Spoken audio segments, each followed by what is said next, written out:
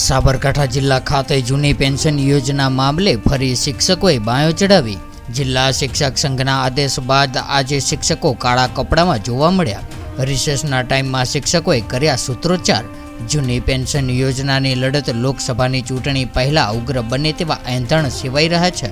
ગઈકાલે કાળી પટ્ટી ધારણ કરીને શિક્ષકોએ કર્યો હતો વિરોધ, ત્યારે આજે કાળા કપડાં પહેરીને શિક્ષકોએ વિરોધ કરીને માંગણી બુલંદ બનાવી।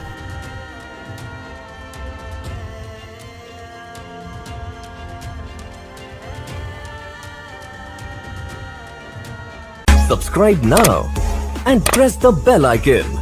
Never miss an update.